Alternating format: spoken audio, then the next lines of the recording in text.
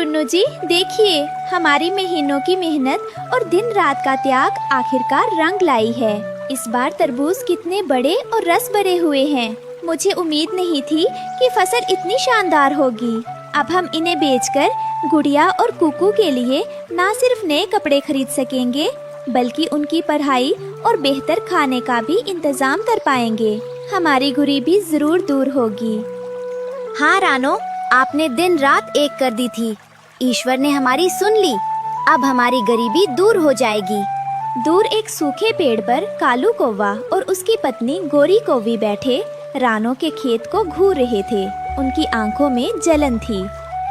देखिए कालू जी, उस रानो के खेत में कितने बढ़िया तरबूज उगे हैं। अगर उसने वो बेच दिए तो वो हमसे अमीर हो जाएगी। आप चिंता मत कीजिए गोरी, मैं ऐसा होने ही नहीं दूंगा। रानो की खुशी मुझसे देखी नहीं जाती। मैं अभी जाकर कुछ करता हूँ। कालू कौवा उड़ता हुआ जंगल के कोने में जादूगर लोमड़ी के पास पहुँचता है। लोमड़ी भाई, मुझे आपकी मदद चाहिए।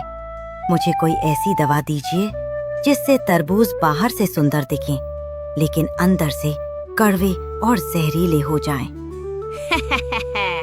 कालू, ये लो हरे रंग का इंजेक्शन। इसे तरबूज में लगा देना। जो भी खाएगा बीमार पड़ जाएगा और रानो का नाम मिट्टी में मिल जाएगा। जब सब सो रहे थे, कालू कौवा चुपके से रानो के खेत में उतरा। अंधेरे का फायदा उठाकर उसने बड़े बड़े तरबूजों में इंजेक्शन लगा दिया। अब देखता हूँ रानो, आपके तरबूज कौन खरीदता है। कल सुबह आपका तमाशा बनेगा। सूरज निकलने ही वाला था। कालू कौवा अपने बेटे जग्गू कौवा को जगाता है। जग्गू बेटा, उठिए, आज बहुत बड़ा तमाशा होने वाला है। आज रानो और उसका परिवार पूरे जंगल के सामने रोएगा। पिताजी, आपने ऐसा क्या किया है? क्या हम उनके तरबूज चुराएंगे? चोरी तो छोटी बात है बेटा, मैंने तो उनकी जड़ ही काट दी है। चलो, हम दूर बैठकर नजारा देखेंगे।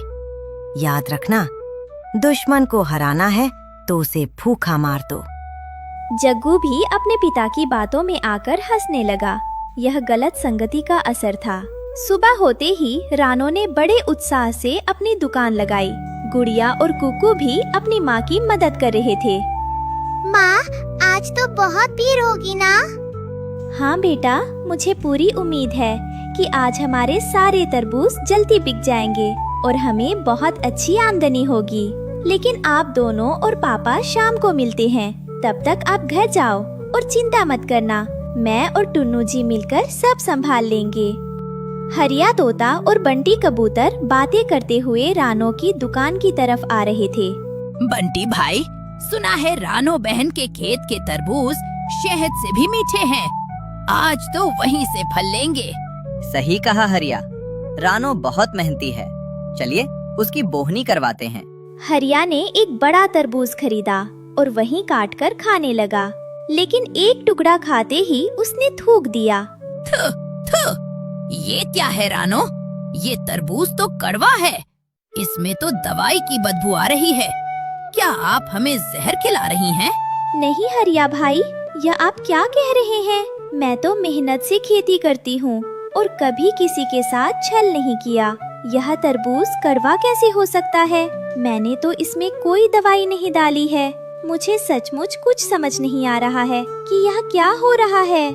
फिर एक बरगद के पेड़ के नीचे पंचायत लगाई गई। बुल्ला चील और बाकी सब रानो को बुरा भला कहने लगे। रानो और टुन्नू रो रहे थे। रानो ने लालच में आकर फलों को जल्दी बड़ा करने के लिए गलत इंजेक्शन लगाया है। इनका बहिष्कार करो। विश्वास कीजिए, हमने ऐसा कुछ नहीं किया। हमारे बच्चे भूखे मर जाएंगे। कोई उनकी बात नहीं सुनता और सब उन्हें वहाँ से भगा देते हैं।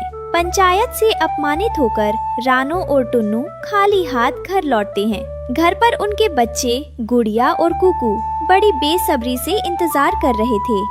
माँ आ गई, माँ आ गई। पिताजी, क्या आप हमारे लिए मीठे तरबूज और दाना लाए हैं? मुझे बहुत जोरों की भूख लगी है। माँ, आप रो क्यों रही हैं? और आपके पंख क्यों झुके हुए हैं? क्या आज तरबूज नहीं बिके? मेरे प्यारे बच्चों, मुझे माफ कर दीजिए। आज हमारे साथ बहुत बुरा हुआ है। हमारे तरबूज बिके नहीं, बल्कि पूरे जंगल ने हमें चोर और धोखेबाज समझकर अपमानित किया है। किसी ने हमारी बात पर विश्वास नहीं किया।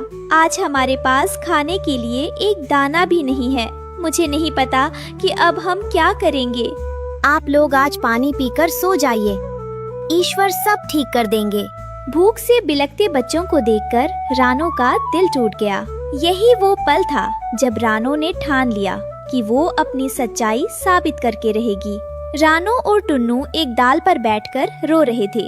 तभी वहाँ मिट्ठू तोता, जो एक जासूस था, चुपचाप कालू कौवा की बात सुन लेता है। देखा गोरी, लोमड़ी का इंजेक्शन काम कर गया। रानो बर्बाद हो गई और किसी को पता भी नहीं चला कि ये काम मेरा था। अरे, तो ये कालू की साजिश थी। मुझे अभी डॉक्टर कबूतर को बताना होगा। मिट्ठू तोता जल्दी से डॉक्टर कबूतर के पास पहुंचता है और सारी सच्चाई बताता है। डॉक्टर साहब, रानो बहन निर्दोष है। मैंने खुद कालू को अपनी पत्नी से बात करते सुना है।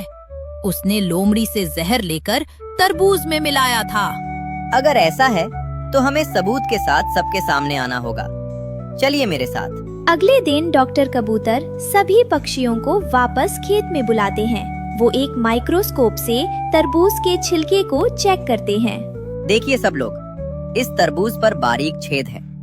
ये किसी इंजेक्शन का निशान है और मिट्ठू गवाह है कि ये काम कालू कौवा ने किया है। सब लोग कालू कौवा की तरफ गुस्से से देखते हैं। कालू भागने की कोशिश करता है, पर चील उसे पकड़ लेता है। सच सामने आने पर सब ने रानो से माफी मांगी। हरिया तोता ने रानो के सारे सही तरबूज खरीद लिए।